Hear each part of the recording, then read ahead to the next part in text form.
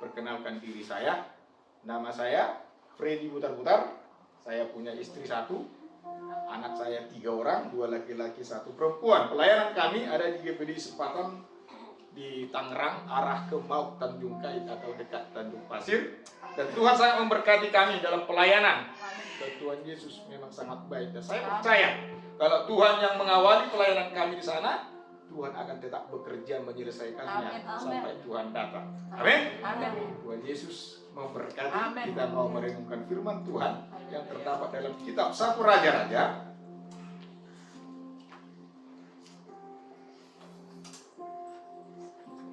Saya lihat situasi ibadah ini ibadah yang sangat diberkati. Biasanya kalau saya melayani di tempat lain, saya sampaikan untuk tidak buka handphone. Tapi saya perhatikan Bapak Ibu adalah anak-anak Tuhan yang manis-manis semuanya, amin. Karena peluang atau potensi orang membuka handphone saat merenungkan firman Tuhan, potensinya untuk terganggu, hilang fokus akan ada. Apalagi kalau paketnya menyala, ya kan? Orang katanya buka handphone, katanya ada Alkitab di sana, buka, masuk Facebook yang dibuka, WA masuk, WA yang dibuka. Dan saya berharap kita merenungkan firman Tuhan sungguh-sungguh. Tetapi kalau handphone saudara, Bapak Ibu saudara sekalian, kalau handphonenya memang handphone suci, nggak apa-apa buka. Tapi saya pastikan handphone saudara nggak suci, ya kan? Karena saya perhatikan hari-hari ini media sosial memang kita lihat banyak di sana hal-hal yang kurang baik. Tetapi kalaupun saya pakai handphone ini karena saya sudah ada susun khotbah saya di sini, saya minta tolong, amin. Karena memang sekalipun seorang pendeta yang sudah sekali bersenior sekalipun, saya sudah memperhatikan kalau dalam ibadah mendengarkan firman Tuhan pakai handphone, toh juga dia akan kebuka WA, dia akan kebuka juga Facebook.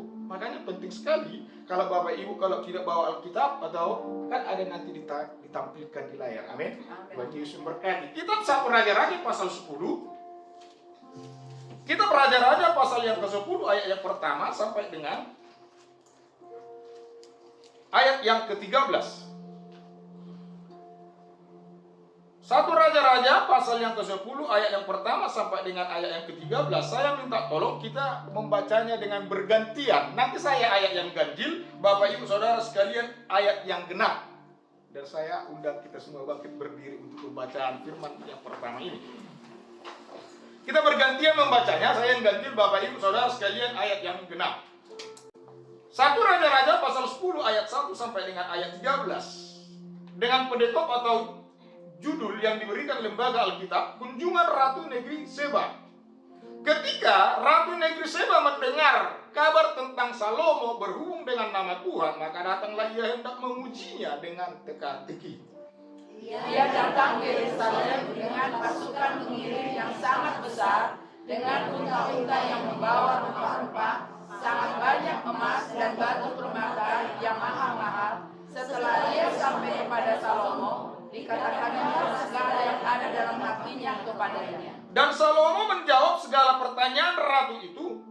Bagi raja tidak ada yang tersembunyi yang tidak dapat dijawabnya untuk ratu itu.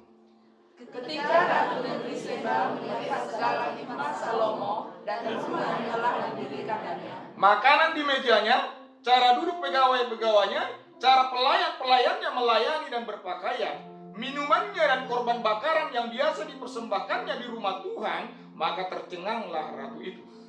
Dan ia berkata kepada raja, benar juga kabar yang dengar di negeriku tentang engkau dan tentang hikmatmu. Tetapi aku tidak percaya perkataan-perkataan itu sampai aku datang dan melihatnya dengan mataku sendiri. Sungguh setengahnya pun belum diberitahukan kepadaku dalam hal hikmat dan kemakmuran. Engkau melebihi kabar yang kudengar. Berbahagialah para istrimu, berbahagialah para pegawaimu ini yang selalu melayani engkau dan menyaksikan hikmatmu. Terpujilah Tuhan Allahmu yang telah berkenan kepadamu sedemikian, hingga ia mendudukkan engkau di atas tahta kerajaan Israel. Karena Tuhan mengasihi orang Israel untuk selama-lamanya, maka ia telah mengangkat engkau menjadi raja untuk melakukan keadilan dan kebenaran. Lalu berikanlah kepada raja 120 talenta emas dan sangat banyak rempah-rempah dan batu permata yang mahal-mahal. Tidak pernah datang lagi begitu banyak rempah-rempah seperti yang diberikan Ratu Negeri Seba kepada Raja Salomo itu. Lagi pula kapal-kapal Hiram yang mengangkut emas dari Ofir, membawa dari Ofir sangat banyak kayu cendana dan batu permata yang mahal-mahal. Raja mengerjakan kayu cendana itu menjadi langkah untuk rumah Tuhan dan untuk istana raja, dan juga menjadi kecapi dan gambus untuk para penyanyi. Kayu cendana seperti itu tidak datang dan tidak kelihatan lagi sampai hari ini. Raja Salomo memberikan kepada Ratu Negeri Seba segala yang dikehendakinya dan yang dimintanya, selain apa yang telah diberikannya kepadanya sebagaimana layak bagi Raja Salomo. Lalu ratu itu berangkat pulang ke negerinya bersama-sama dengan pegawai-pegawainya. Puji Tuhan, terima kasih. Silakan dulu Bapak Ibu Saudara sekalian.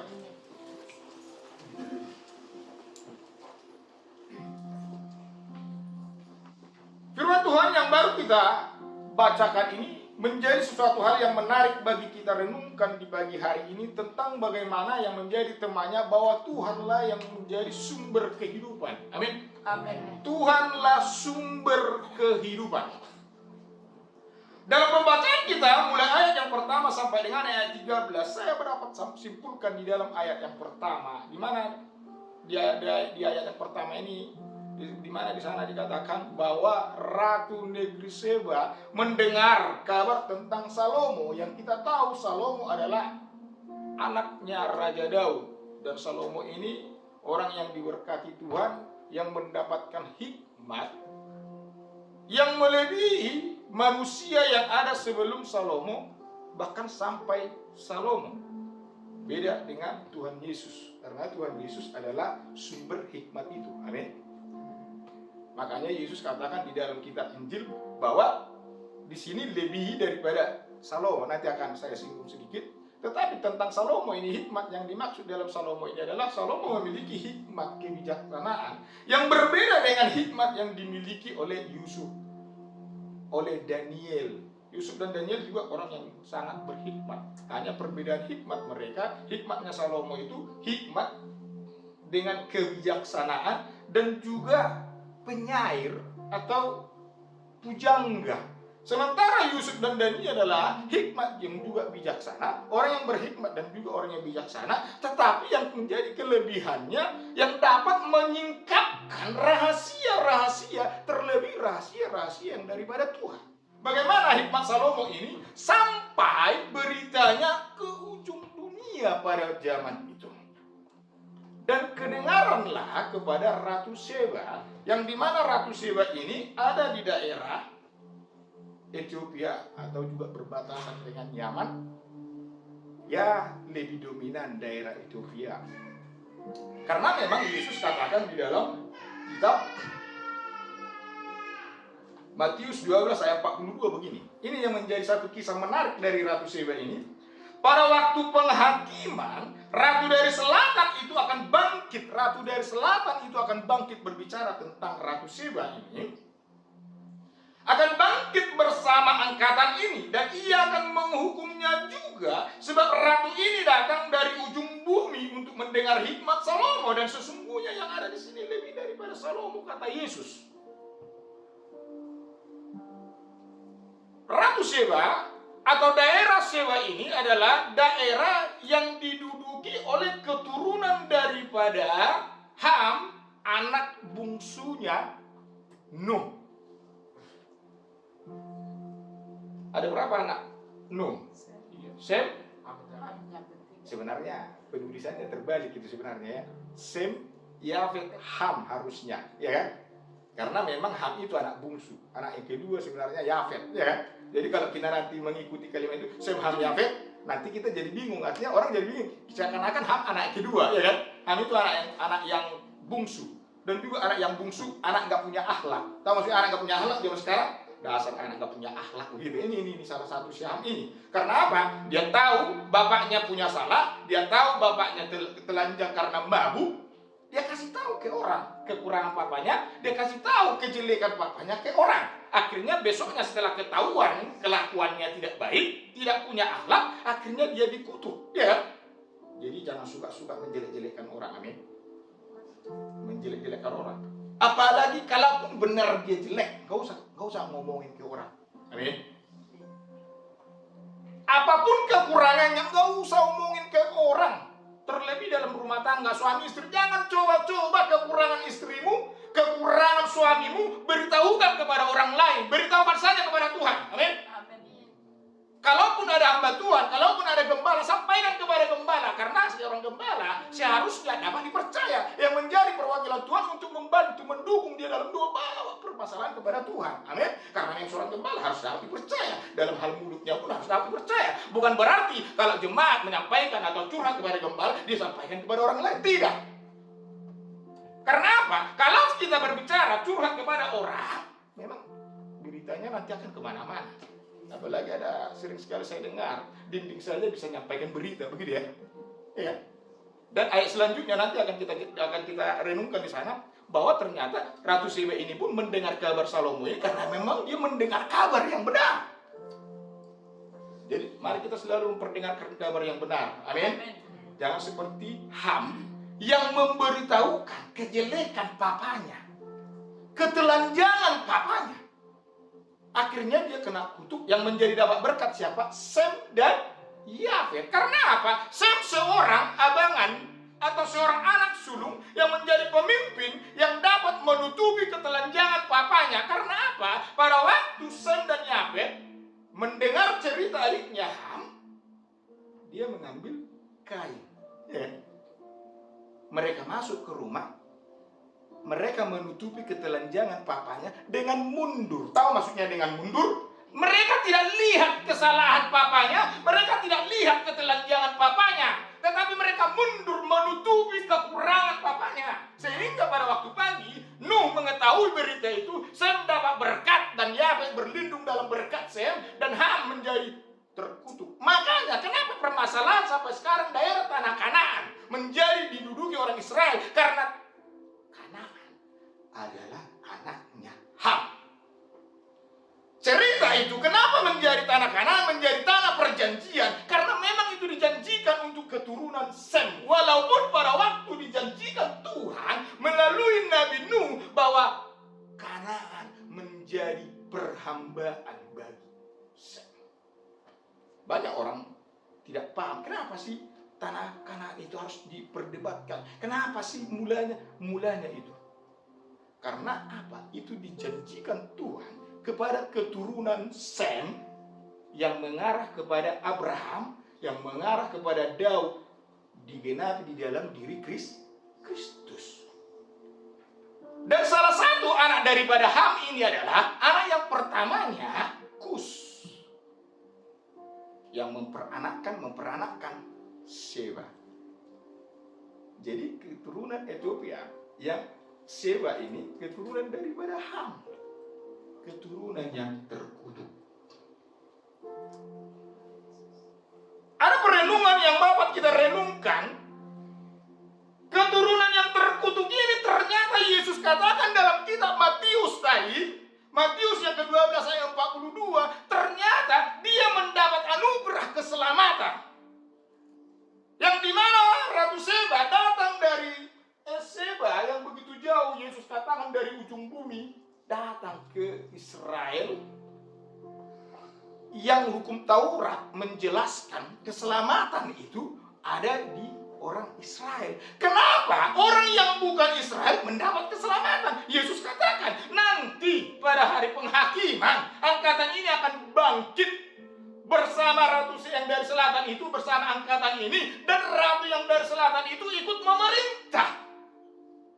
Mau memerintah nanti pada waktu Tuhan datang? Kalau mau memerintah waktu Tuhan datang, hiduplah baik-baik, hiduplah seturut firman Tuhan. Karena orang-orang yang tidak seturut firman Tuhan tidak akan memerintah. Tetapi Yesus katakan, ratu yang dari selatan itu ikut memerintah. Berarti dia beroleh keselamatan. Sekalipun dia dari bangsa, dari keturunan yang terkutuk dari Ham, dia beroleh keselamatan. Sama dengan kita. Kita ini juga orang yang terkutuk. Tetapi oleh karena kasih karunia Allah di dalam Yesus, kita beroleh keselamatan. Amin. Oleh percaya kita dan melakukan kehendaknya. Amin. Amin.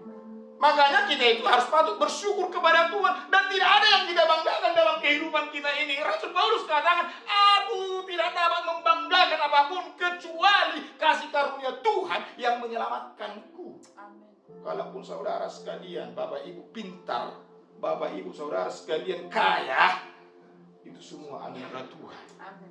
Ketika saya berhadapan atau berhubungan dengan Tuhan dalam doa, saya selalu merenung kasih Tuhan. Bahkan kehidupan saya ini sebenarnya lebih daripada karunia Tuhan. Karena makanya ada lagu kemurahan lebih dari hidup, kemurahan. Karena kita ini sebenarnya nggak pantas. Saya juga kagum melihat Tuhan. Kenapa manusia itu begitu berharga di hadapan Tuhan? Kenapa Tuhan itu sangat mengasihi manusia? Kalau kita bandingkan kita manusia ini sebenarnya apa sih? Kalaupun orang bilang kita ini seperti debu, saya katakan kalau masih ada di atas tingkat debu, lebih daripada itu kita ini. Ya benar? Kalau kita hitung-hitung alam semesta ini betapa besar. Kalau kita pergi ke laut saja, kalau kita lihat kapal tanker yang besar semakin jauh nggak kelihatan. Pesawat yang naik ke atas juga semakin yang udah besar nggak kelihatan. Apalagi kita ini hanya paling 2,5 meter lah. Ada manusia 2,5 meter, buatlah 2,5 meter, ya kan? Itu juga nggak kelihatan. Sedangkan bumi yang udah besar ini pun, ya kan? Kalau dibandingkan dengan alam semesta, tahu alam semesta, ya kan? Sedangkan dibandingkan dengan berapa sih bumi ini? Orang matahari jauh lebih besar daripada bumi. Bahkan di antara bintang-bintang, saya baca buku loh, bukan ahli bintang, tapi saya hanya baca, ya kan. Sedangkan di antara bintang-bintang yang kelihatan pun ada besarnya 400 kali lipat dari matahari besarnya bintang yang kelihatan loh. Itu dalam satu galaksi. Apa namanya galaksi? Bima Sakti. Itu masih dalam satu galaksi. Ternyata di luar galaksi-galaksi ini masih banyak galaksi-galaksi yang lain. Menurut penelitian nanti Bapak Ibu terutama yang anak-anak muda bisa nanti searching ya di Google bagaimana tentang alam semesta. Makanya pada waktu Allah penciptaan Kejadian 1 ayat 1 katakan pada mulanya Allah menciptakan langit dan bumi. Langit yang dimaksud di sana bukan langit yang kelihatan, tetapi berbicara tentang alam semesta seluruhnya. Tetapi yang menjadi kelebihan manusia menjadi ciptaan yang termulia. Ratu Seba ini datang, yang dimana tadi bangsa yang terkutuk mendapat keselamatan anugerah. Seperti kita, orang-orang yang terkutuk, harusnya kita ini semua sudah di bawah kutuk, benar? Oleh karena kasih karunia kita diselamatkan, tetapi dengan percaya dan melakukan kehendak Tuhan. Karena memang tidak ada manusia yang tidak berdosa. Kalau Roma katakan semua manusia sudah kehilangan. Pernah ada jemaat Tuhan berkata kepada saya, bagaimana dong dengan anak yang baru lahir? Dia kan masih suci, masih murni, ya. Apalagi kalau orang-orang tua zaman dulu, di tempat saya, iya kalau orang baru lahir itu udah masuk surga, ya. Katanya. Apalagi kalau orang baru lahir itu kan masih suci, masih bisa, kadang-kadang masih bisa melihat malaikat, melihat setan. Pikir saya dalam hati, sedangkan saya aja juga pernah kecil. Kita pernah kecil loh, ya. Ya kan? Pernah kecil kan, Bu, Bapak ya? Ingat nggak masa kecil? Pernah nggak lihat setan? Nggak ada kan? Yang Alkitab katakan semua manusia sudah jatuh di bawah hukuman, hilang kemuliaan, mau anak bayi, mau anak besar. Tetapi bagaimana anak bayi mau diselamatkan? Makanya kita sebagai orang tua, iman kita yang menyelamatkan anak kita. Amin. Tetapi bagaimana dia mau diselamatkan kalau orang tuanya saya tidak punya iman? Makanya kita yang punya bapak ibu, yang punya anak, selamatkan anak-anaknya. Mulai dari kecil, bawa ke gereja, bawa kenal Tuhan. Supaya apa? Supaya hari ke depan, kalaupun dia salah jalan, itu tidak menjadi tuntutan bagi kita sebagai orang tua. Karena tanggung jawab kita sebagai orang tua sudah kita arahkan. Katanya pengamsal mengatakan, tuntun jalannya. Supaya jangan nanti dia menuntut ke hari depan. Supaya jangan nanti katakan begini, tahu sih mama saya sih asik kerja, asik cari uang, dia nggak kasih tahu keselamatan. Papa saya sih begini. Tahu Bapak Ibu, kehidupan saya sebenarnya kurang baik dulu. Tapi saya tidak pernah salahkan ibu saya. Kalau boleh saya hitung-hitung sebelum saya sekolah kitab, ini sehitung saya kemungkinan nggak nyampe 10 jari. Apa ini 10 jari saya sekolah minggu, tahu maksudnya dari kecil. Tapi apakah saya salahkan nanti orang tua saya? Tidak, orang tua saya paksa. Tanya yang dasar anak nggak punya akhlak saya pada waktu itu. Sekolah juga disuruh baik-baik, nggak ada sekolah, nggak mau, ya kan? Dibayar uang sekolah, dikasih uang buku semua, ludes, sampai saya diusir, tamasnya diusir. Sampai orang tua saya berkata pernah begini, waktu kau sakit, saya nangis-nangis doain. Setelah kau sehat, nyusahin. Karena pada waktu itu saya ingat, ini online ya, tapi ibu saya udah meninggal sih, dia nggak dengar lagi. Nggak dengar lagi. Jadi dia bilang begini ya, karena memang waktu itu susah kan. Dia pulang jualan, dia mau masak, ya kan? Dia lihat periuknya nggak ada, dia lihat kualinya nggak ada. Ditanya adik saya, mana periuk kita, mana kuali? Udah dijual bang sana, kan dia bilang saya. Karena apa? Pagi-pagi saya nggak dikasih jajan. Jadi akhirnya saya jual itu kuali sama periuknya ke tukang pemulung yang keliling-keliling, ya kan? Gue marah sekali dia malam itu. Tetapi kalau saya renungkan kalimat itu sampai sekarang, saya nggak pernah sakit hati ke ibu saya, kan saya yang salah, saya tahu saya salah. Dan saya tidak punya tuntutan kepada ibu saya. Karena apa? Karena ibu saya mengarahkan saya, hanya dasar saya nggak benar. Nah, gitu. Jadi kita sebagai bapak ibu, mari kita tuntut anak-anak kita, amin. Mari kita ajarkan anak-anak kita mulai sejak dini supaya beroleh keselamatan. Kembali lagi kita kepada Ratu Seba. Ratu Seba ini sampai kepada Salomo, dan cerita Ratu Seba ini begitu mengharukan di dalam kitab Kidung Agung yang saya katakan tadi, dan menjadi kisah daripada Ratu Seba ini menjadi kisah yang diangkat dan dicatat menjadi firman Tuhan loh, yang dalam kitab Kidung Agung, di mana kisah cintanya kepada Salomo. Tadi ayat 13 di sana dijelaskan apa yang dikehendaki hatinya diberikan Salomo, termasuk dia dapat keturunan. Ratu Seba ini mendapat keturunan laki-laki daripada Salomo, dibawa pulang ke Seba atau Ethiopia sana. Karena memang ada sejarah, nanti kalian lihat di Google juga, bahwa ada Yahudi kulit hitam atau Yahudi Ethiopia. Makanya tahun 84 dan tahun 91 banyak orang Yahudi Ethiopia keturunannya Seba ini diangkat dari Ethiopia, dibawa ke Israel. Sekalipun pada waktu sampai di Israel, mereka sampai di Israel sekarang, mereka butuh perjuangan untuk mendapatkan hak, ya di sana kan, ya, hak yang dihargai. Memang pada waktu itu mereka tidak langsung enak hidupnya di Israel, masih ada diskriminasi pada waktu itu. Tapi sekarang saya dengar, karena apa? Tahun 2013 saja yang menjadi putri Israel itu dari Ethiopia, dari keturunan kulit hitam ini, yaitu keturunan dari Seba tadi. Jadi Ratu Seba ini mendapat keselamatan karena anugerah Tuhan. Itu yang pertama. Yang kedua yang mau saya sampaikan, bahwa Ratu Seba ini datang menemui Salomo karena dia mendengar kabar hikmat Salomo itu hikmat yang menenangkan hati, hikmat yang menghibur. Marilah kita memperdengarkan kebenaran, marilah kita selalu menyaksikan kebenaran, amin. Kalau saudara pemain drum, pemain gitar, pemain keyboardnya, dikasih Tuhan karunia, ya kan? Nanti mereka bilang, ih sian pintar lu main gitar lu, ya kan? Di gereja, ya kan? Enak lu.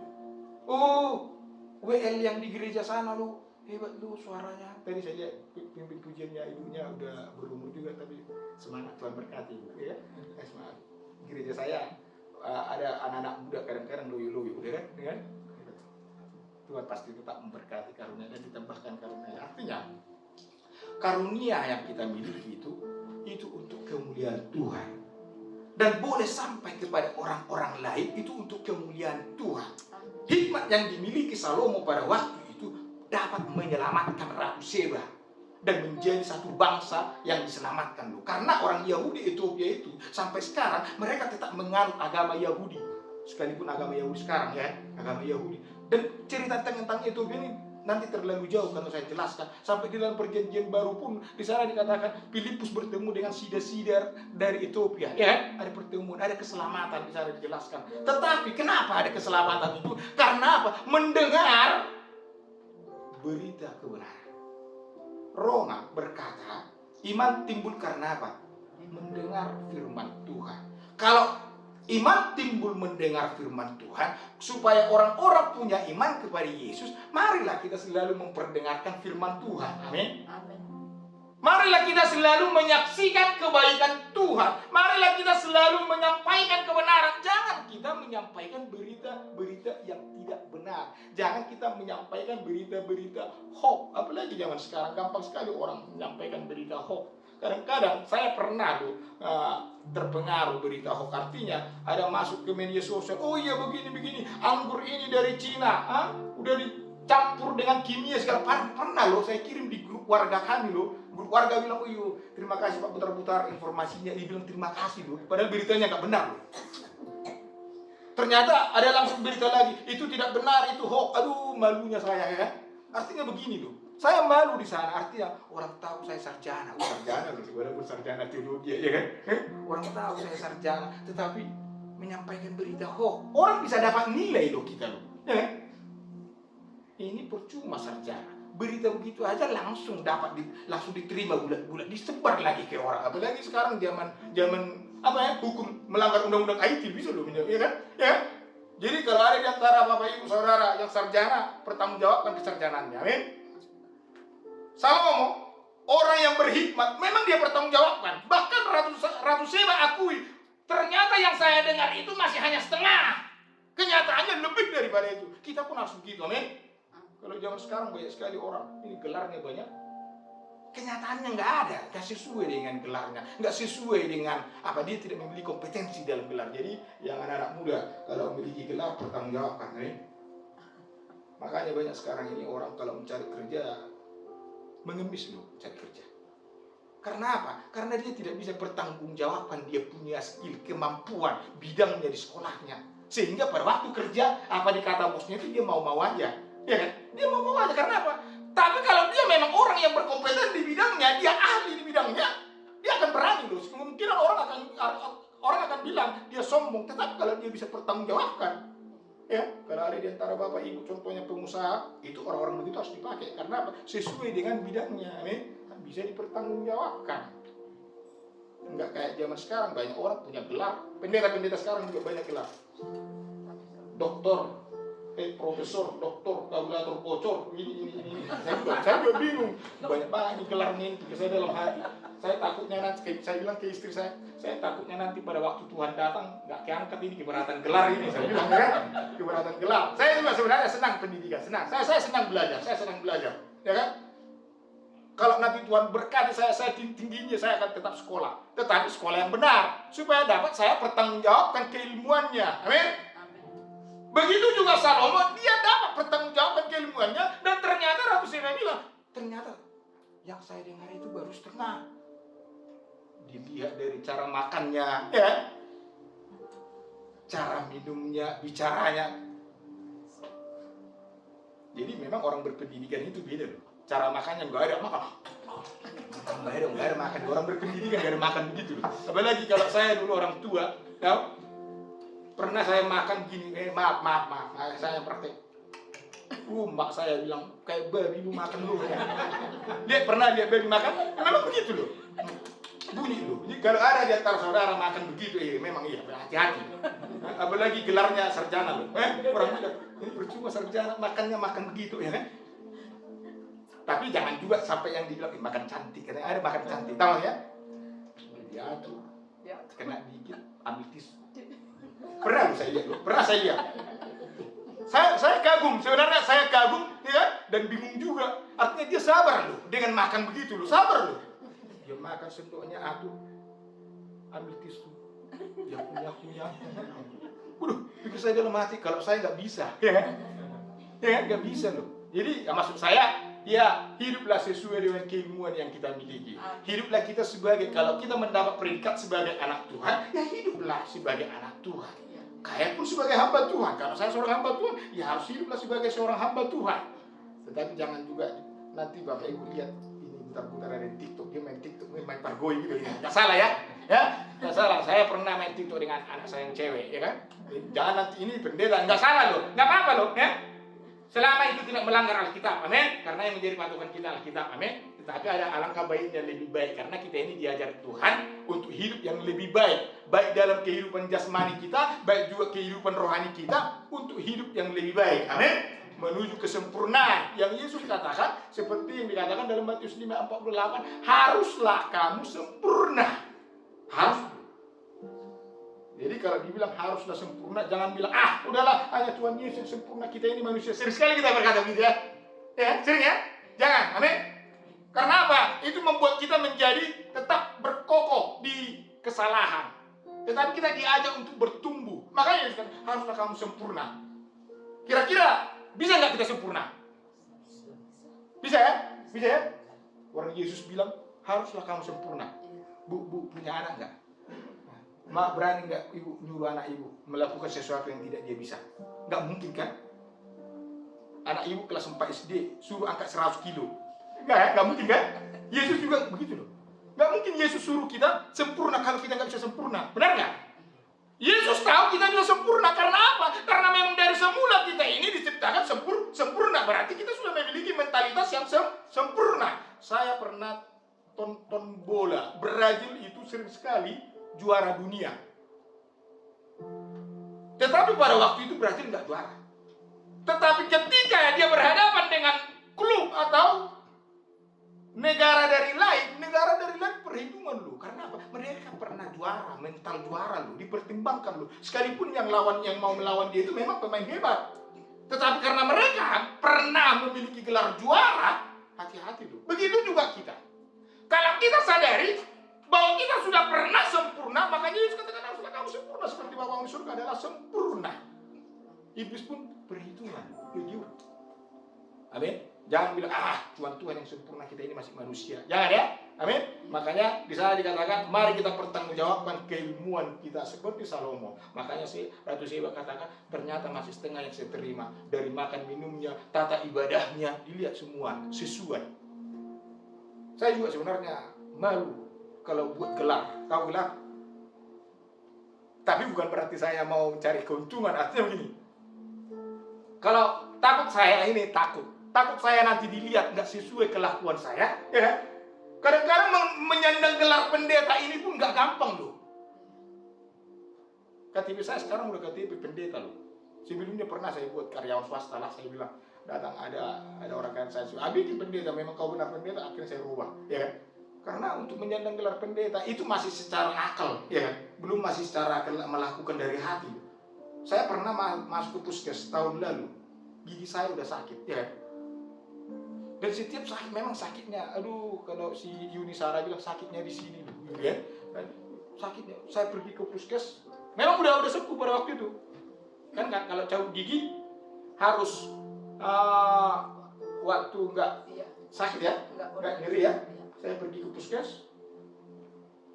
bayar 3.000, memang 3.000, cuman bagi saya 3.000 udah lumayan sih. Jajan anak saya 1.000 3 orang udah lumayan, itu kerupuk satu saat mereka udah lumayan, ya. Saya bayar, antri sampai pagi.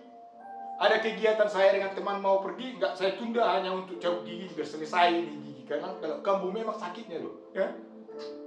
Karena saya pikir pernah ini akal tadi saya tidak mengajarkan saudara melakukannya begini. Karena waktu sekolah tentang sakit gigi ini ngelebar sedikit. Waktu sekolah kita pernah ada teman saya di samping satu tempat tidur, dia sakit gigi loh.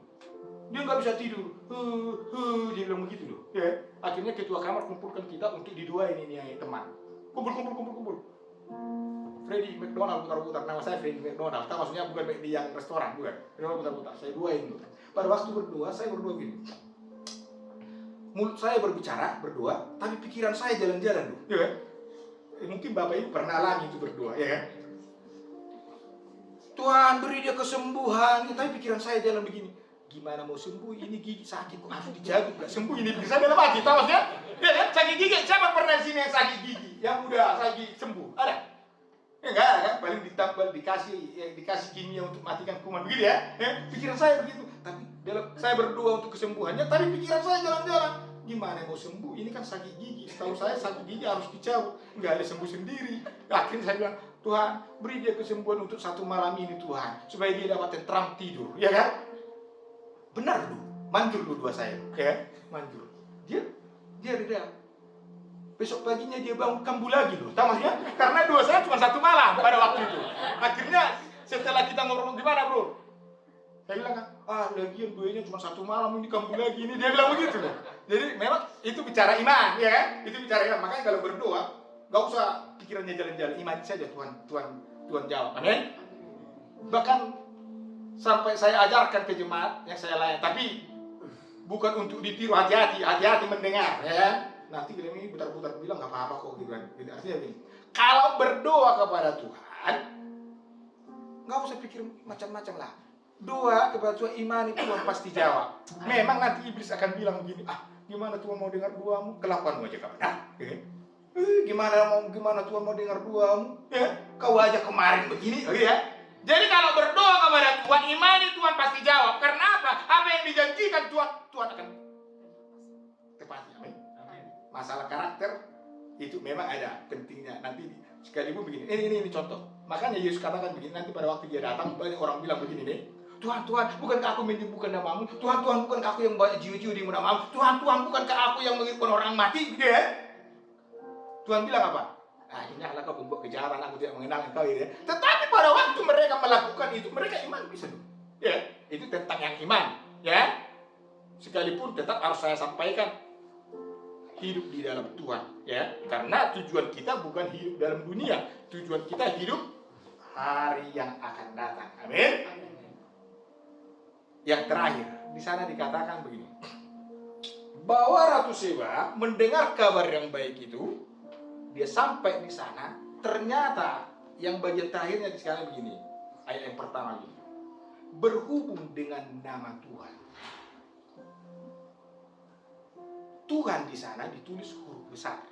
Boleh diperhatikan ayatnya, tolong ditayang. Ayat yang pertama, berhubung dengan nama Tuhan.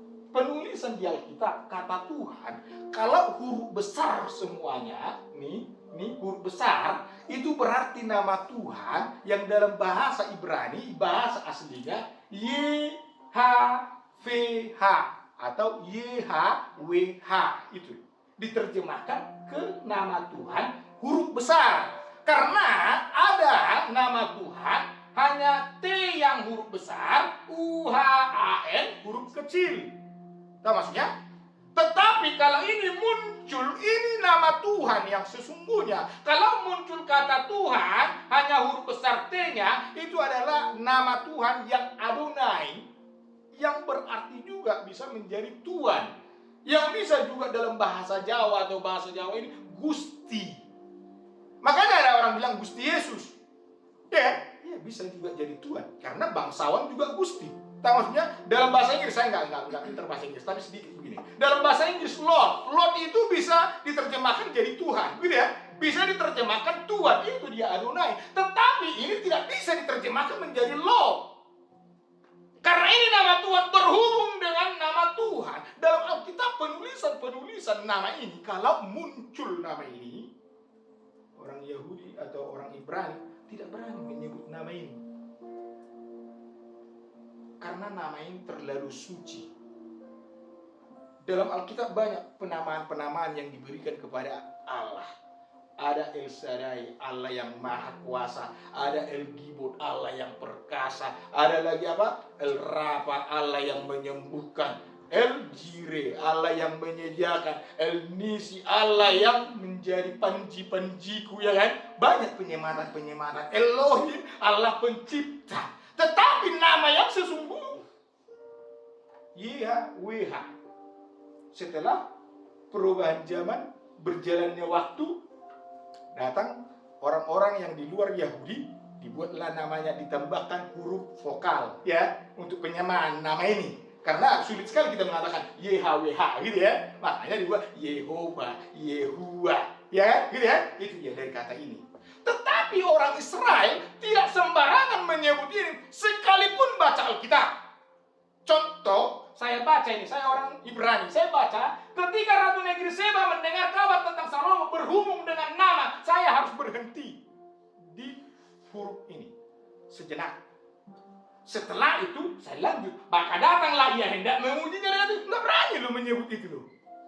Karena apa? Karena bagi orang Israel, nama ini terlalu suci, nama ini terlalu agung untuk disebutkan. Tidak seperti kita sekarang. Terlalu gampang kita menyebut nama Tuhan.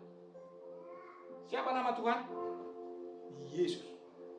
Makanya dikatakan Yehosua, Allah penyelamat. Yesus artinya Allah penyelamat, Tuhan penyelamat. Kalau dalam bahasa Alkitab ditulis juru selamat. Karena nama inilah Ratu Seba datang ke sana, bukan hanya mendengar hikmat Salomo, berhubung dengan nama Tuhan. Ratu Seba mengetahui mendengar kabar hikmat Salomo, tetapi dalam benaknya siapa sumbernya? Dan dia mendapatkan sumber itu. Makanya Yesus katakan dalam Matius 42, Raja dari Selatan itu ikut memerintah. Dia mendapat keselamatan itu karena apa? Karena nama ini dia dapatkan kepercayaan. Tetapi saya perhatikan hari-hari ini banyak orang-orang datang ke gereja kadang-kadang bukan karena sumbernya. Datang ke gereja karena dijanjikan sembako. Ada loh gereja-gereja yang dijanjikan sembako loh. Tahu? Tapi itu nggak salah, itu nggak salah. Tetapi ada anak-anak Tuhan itu sebagian yang jadi terfokus ke situ. Datang ke gereja, akhirnya tahu pada waktu nyanyi ada lagunya yang begini. Ku sembah kau Tuhan, gitu kan? Akhirnya ku sembah kau Tuhan, ku sembah kau. Akhirnya dia nyanyi, karena dia fokus ke sembako bukan ke Tuhan. Jadi kalau datang ke tempat ini karena tahu di tempat ini ada sumbernya, amin. Kita datang pagi hari ini beribadah karena kita tahu Tuhan sumber, amin.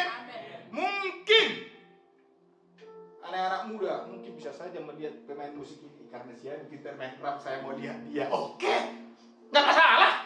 Seperti Ratu Seba. Tetapi kita harus fokus kepada siapa? Sumbernya. Dia bisa main musik karena Tuhan. Dia bisa menjadi pelayan karena kemurahan Tuhan. Berarti tetap berfokus kepada sumbernya. Amin. Ratu Seba berfokus kepada sumbernya. Dia tidak berfokus hanya kepada Salomo. Makanya saya berhubung dengan nama Tuhan. Makanya dia lihat dan kepercayaan berhubung nama Tuhan dia bawa loh. Makanya orang Yahudi Ethiopia itu punya agama Yahudi loh. Di Ethiopia loh. Yang Yahudi kulit hitam itu punya agama Yahudi loh. Ini dibawa loh dari dulu. Kenapa? Dia tahu sumber keselamatan itu. Dia lihat, oh iya, kenapa ini Salomo begini? Ternyata iya, karena sumbernya dia tahu. Tetapi sulit sekali kita anak Tuhan untuk datang kepada sumber itu. Kemungkinan Bapak Ibu, saudara sekalian akan berkata, bagaimana untuk iman saya kepada kita sering sekali ragu kepada Tuhan, ragu kepada sumbernya.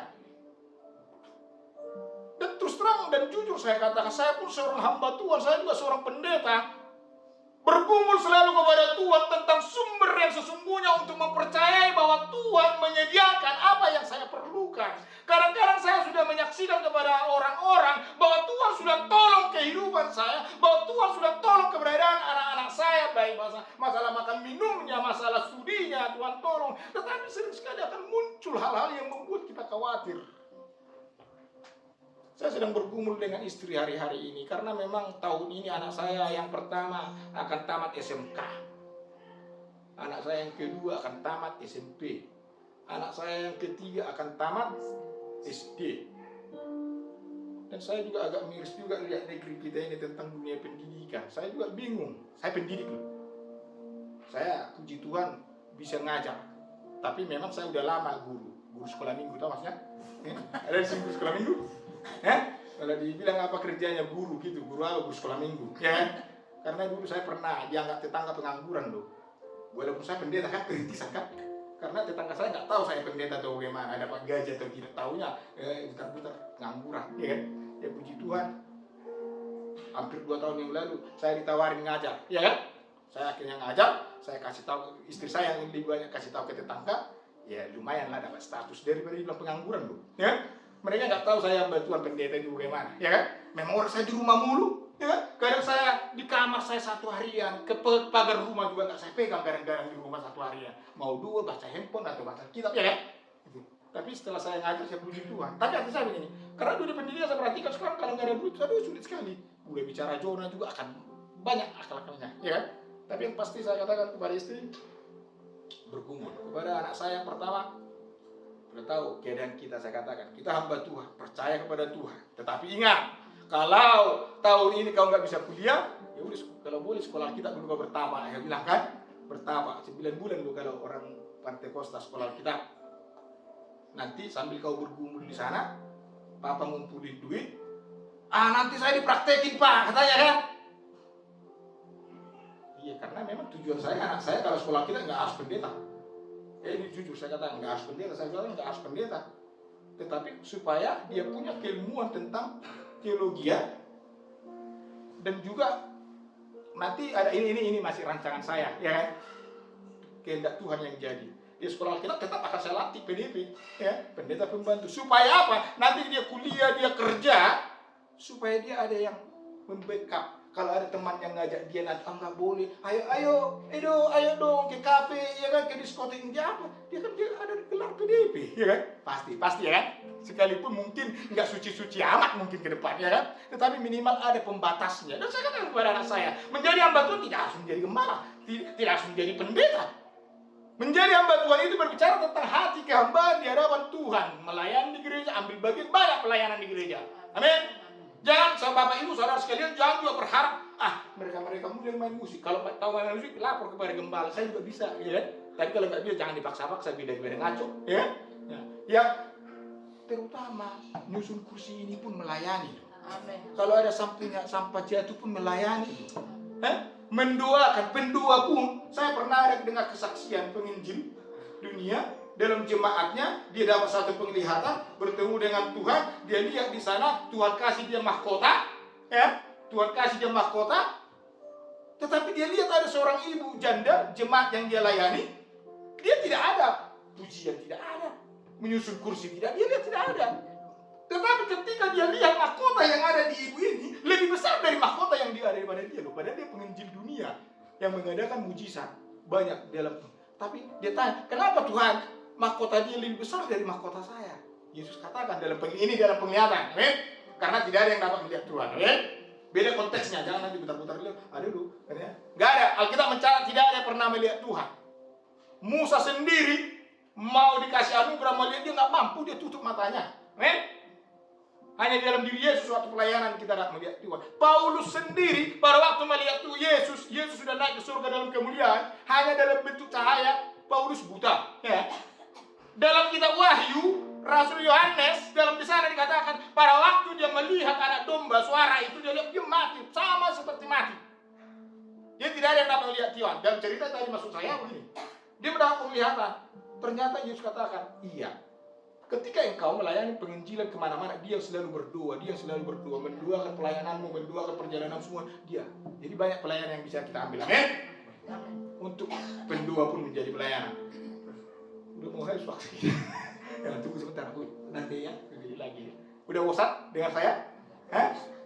Kalau ada bosan langsung menguap saja, ya. Enggak, sedikit lagi. Ini tentang nama Tuhan ini penting sekali, makanya ini artinya ini. Kalau di dalam kitab Keluaran pasal 20 itu tentang 10 hukum Taurat disebutkan di sana, jangan engkau menyebut nama Tuhan Allahmu dengan sembarangan. Kalau dalam terjemahan bahasa Batak dulu, ini maaf, saya karena saya orang Batak, jadi banyak saya ambil dari sana dulu. Ada terjemahannya begini. Jangan engkau menyebut nama Tuhan Allahmu kalau jalannya tidak benar. Kalau bahasa Batak dia begini.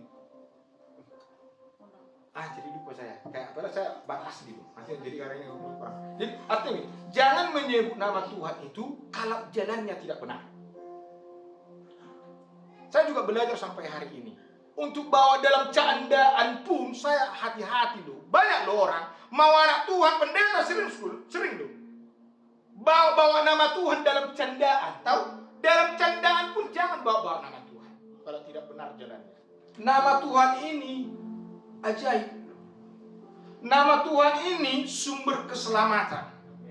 Nama Tuhan ini sumber kehidupan. Nama Tuhan ini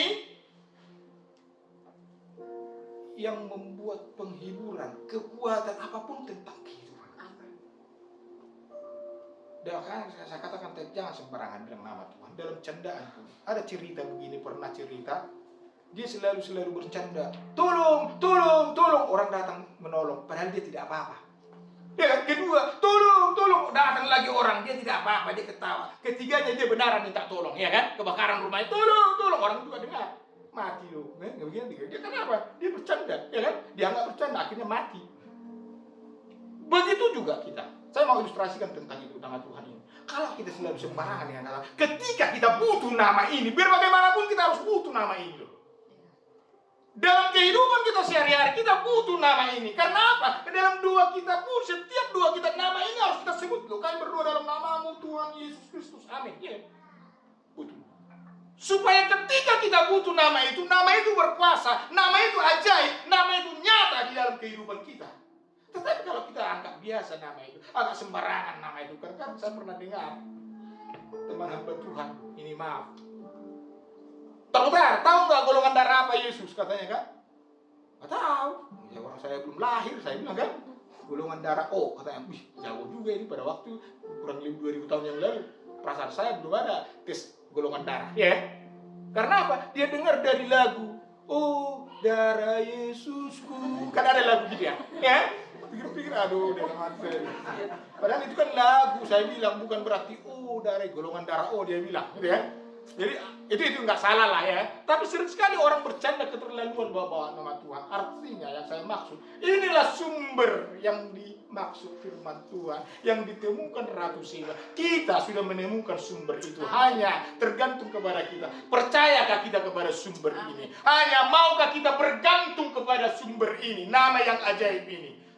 Kalau engkau bergantung kepada nama ini, engkau tidak akan kecewa.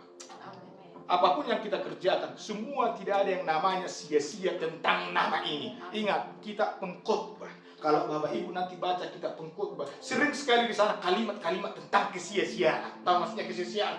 Tentang usaha menjaring angin. Yang namanya menjaring angin, apa yang mau didapat? Ya kan? Menjaring ikan bolehlah, ya. Ini menjaring angin loh, dia bilang. Tetapi di dalam kitab pengkhotbah itu, ketika disematkan ada nama Tuhan, tidak ada yang berbicara sia-sia. Ketika tidak disematkan nama Tuhan, semua di sana dikatakan sia-sia. Apapun usaha kita, apapun yang kita lakukan, kalau tidak didasari dengan nama Tuhan, semua sia-sia. Sekalipun kita memiliki kekayaan hari ini, sekalipun kita memiliki kehormatan hari ini, sekalipun kita memiliki suatu kebanggaan dunia, ketika kita tidak memiliki nama ini, semua sia-sia di hari yang akan datang. Amin. Makanya banggalah kita memiliki nama ini, nama yang ajaib. Makanya dalam satu lagu itu dia, nama Yesus menara yang kuat, nama Yesus kota benteng yang tuh. Saya sudah buktikan nama ini memang ajaib. Dan saya percaya kalau saya tetap bergantung kepada nama ini, saya akan diberkati. Dan kalau saya tetap memegang nama ini, saya percaya semua apa yang kami perlukan dalam pelayanan Tuhan akan tercukupkan. Dan saya juga percaya Bapak Ibu Saudara sekalian, kalau percaya kepada sumbernya, engkau akan diberkati. Amin. Puji Tuhan, Tuhan Yesus berkati kita. Terima kasih Tuhan buat kebaikan-Mu, memberkati kami dengan firman-Mu, mengajarkan kami untuk datang kepada sumber kehidupan. Dan kami sudah bertemu dengan sumber kehidupan. Dan kami sudah mendapatkan jawaban-jawaban di setiap doa. Terima kasih Bapa yang mulia. Terima kasih Bapa yang baik. Tuhan Yesus, hamba berdoa buat umat Tuhan di tempat ini. GPDI Permata Pamulang ini diberkati Tuhan. Dan hamba percaya kalau Engkau yang memulai pekerjaan-Mu di tempat ini, kami percaya Tuhan Engkau yang menyelesaikan pekerjaan ini sampai Engkau datang. Berkati Tuhan hamba-hamba-Mu, Bapak Pendeta Edi, bersama istri dan keluarganya, anak-anaknya, diberkati Tuhan. Tuhan pakai mereka menjadi hamba-hamba yang senantiasa melakukan kehendak Bapa di surga. Tuhan, berkati hamba-hamba-Mu, suami, istri dan keluarga. Engkau pakai mereka Tuhan di tengah-tengah pelayanan yang dahsyat. Pengurapan-Mu penuh atas hamba-hamba-Mu, agar dengan kuasa urapan itu melayani. Tambah-tambahkan Tuhan hikmat yang daripada Engkau bagi hamba-hamba. Engkau singkapkan rahasia-rahasia firman-Mu bagi hamba-hamba-Mu di tempat ini untuk disampaikan kepada umat. Engkau Tuhan yang memelihara kehidupan hamba-hamba-Mu, mengaruniakan kesehatan, kekuatan, firman-Mu bertambah-tambah dalam mereka. Tuhan Yesus, Tuhan dimuliakan. Bahkan anak-anak mereka dilindungi, diberkati. Umat-umat Tuhan di tempat ini diberkati. Amin. Dari anak-anak sekolah minggu, anak-anak remaja, dewasa muda yang berumah tangga diberkati. Biarlah umat-umat di GBDI Permata Pamulang ini dibungkus oleh Tuhan dengan kuasa darah yang ajaib, sehingga mereka akan berkata, sungguhlah aman dalam perlindungan. Amin Tuhan. Amin. Haleluya. Terlebih Tuhan, kerinduan kami hamba-hambamu, biarlah umat-umatmu di tempat ini Tuhan bertambah-tambah pengenalannya akan Tuhan, bertambah-tambah cintanya kepada Tuhan. Terpujilah Engkau Tuhan. Hamba bersyukur melihat umat-umatmu mencintai Engkau di tempat ini. Terima kasih Tuhan. Hamba serahkan pekerjaan Tuhan di tempat ini dalam perlindungan. Amin. Tuhan yang memberkati lingkungan tempat ibadah ini. Tuhan yang memberkati sekitar lingkungan. Amin. Tuhan yang mengaruniakan kedamaian, ketenteraman. Tuhan yang menjauhkan segala orang jahat, orang-orang yang tidak bertanggung jawab, bahkan segala kuasa kegelapan dijauhkan dari lingkungan ini. Hanya kasih karuniamu Tuhan yang memenuhi tempat ini. Amin. Agar dengan pelayanan ini Tuhan, namamu ditinggikan di tempat Amin. ini. Amin. Haleluya. Mereka menjadi terang, sehingga jiwa-jiwa boleh melihat umat-umatmu di tempat ini, bahwa ada Kristus di tempat ini, ada Kristus dalam kehidupan umatmu. Engkau dipuji, engkau Amin. dimuliakan. Amin. Seturut firman, Berikan hidup kami jadi saksi di mana. jika Yesus ditinggikan di tempat ini, Amin. Engkau Tuhan yang menarik jiwa-jiwa Amin. datang ke tempat ini untuk beribadah, memuji, memuliakan nama. Terima kasih Bapa, terima kasih Tuhan. Apapun yang menjadi pergumulan umat Tuhan di tempat ini, hari-hari ke depan, baik masalah fasilitas tempat ibadah mereka lebih baik ke depan, lebih maksimal ke depan. Biar Engkau campur tangan menyediakan apa yang mereka perlukan dalam pelayanan pekerjaan Tuhan.